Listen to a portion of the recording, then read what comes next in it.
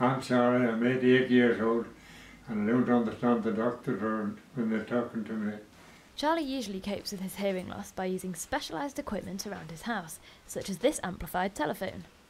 But recently, in a serious miscommunication during a hospital appointment, Charlie actually consented to an operation without realising. And it was only when his family found out that he understood what he'd done. He thought that he was having a hernia operation, but when I actually went to the outpatients clinic about 3 weeks later, it turned out it wasn't a hernia operation. Obviously, because of him not being able to hear properly and not understanding fully what the doctor was saying, and obviously the doctor possibly not taking the time to talk slowly to him and talk to him at a pace that he could understand, because of his hearing, he actually picked up the wrong information. A hernia had been mentioned, which he thought was the operation that they were talking about, when in actual fact it was a completely different operation.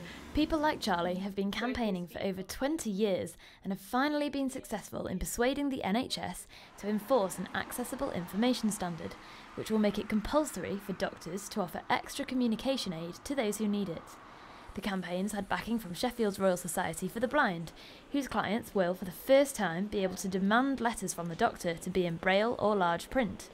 The change will come at the end of July, much to the delight of members of the blind community. It's absolutely crucial that when you go to see your doctor, a consultant, that you actually know what's taking place, that this can be done in a way that's accessible to you, that is private, because confidentiality, particularly with health issues, actually matters greatly.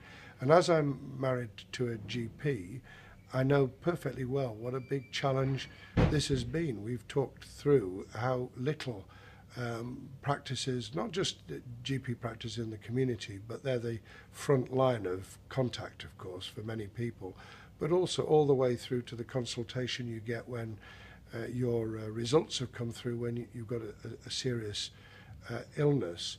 All those things need to be thought through in terms of what is it we're doing to make this easy, understandable and private. The Accessible Information Standard will help people like this man, who's been registered blind since birth. He tells me that when he goes to the doctors, he chooses not to take a carer with him because he wants to keep his privacy and dignity intact. He says this is difficult, as staff often patronise or misunderstand him. Usually when the receptionist doesn't really know about visual impairment, it's over there, just point randomly. And it's kind of a bit embarrassing to say, actually, well, I can't really see that. Can you do it for me?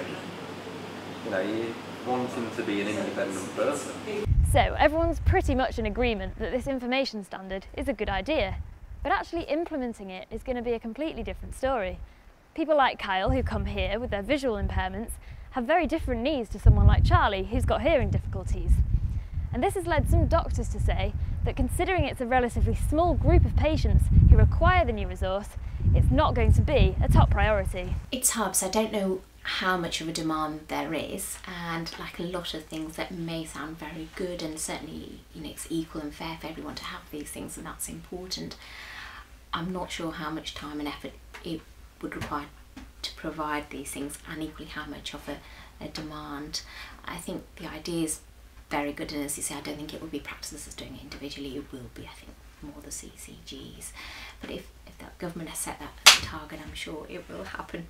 The information standard means the 11 million people in Britain who live with a disability will be able to be more independent and make safer choices about their health.